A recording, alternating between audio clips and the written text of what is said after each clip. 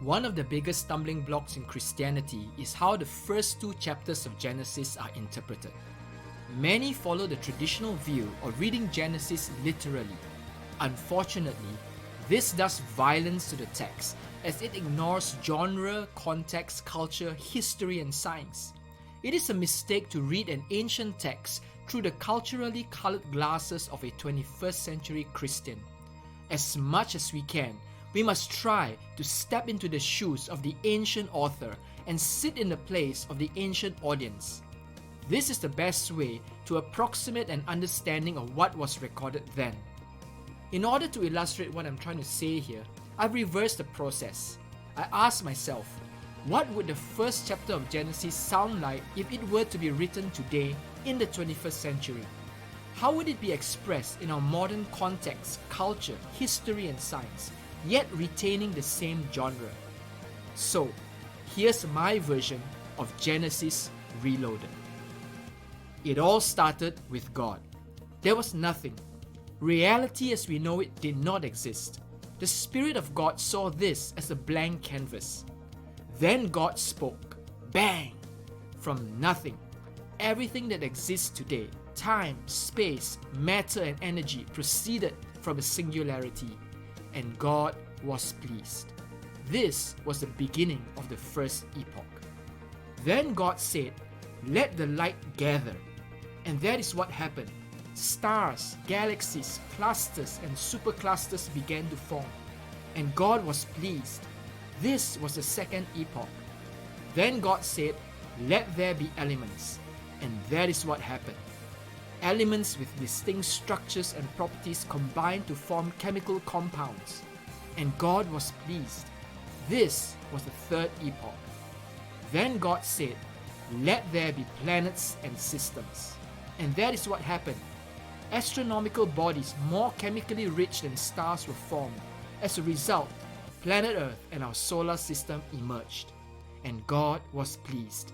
This was the fourth epoch. Then God said, "Let there be life on Earth." And that is what happened. Life began to evolve into sea creatures, land creatures, and sky creatures. Eventually, this led to the emergence of humans. And God was pleased. This was the fifth epoch. Then God said, "Let my image be imprinted on all humans, male and female. They will be my representatives on earth." And that is what happened. God bestowed upon humans speech, language, and moral cognition. Then God blessed them and said, "All the good that I place in you, multiply this through your generations. Fill the earth with the knowledge of me. Reflect me to all of life." And humans began to gather themselves in communities. Then God looked over everything, and He was pleased. This was the sixth epoch. So God's grand plan was completed. He spoke to the first group of anatomically modern humans and said, "I invite you to enter the seventh epoch. The progress of life has been marked by death and suffering. In this epoch, you'll experience true rest and peace as you and your descendants remain connected to me." And God blessed this seventh epoch and called it special. Well, I hope you enjoyed that. First of all, you will notice that it is very poetic. Exactly, it is a poem. Secondly, you will realize that it is very time-bound. It is bound to the language, culture, and science of today. 2,500 years from now, this might not make sense to our more enlightened descendants living on Mars.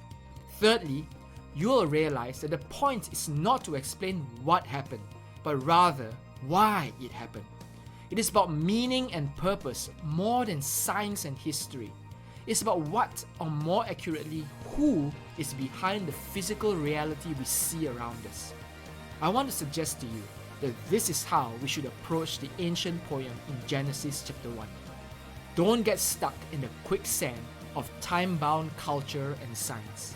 Instead, find truth in the timeless message that there is a God who gives meaning and purpose to all of creation.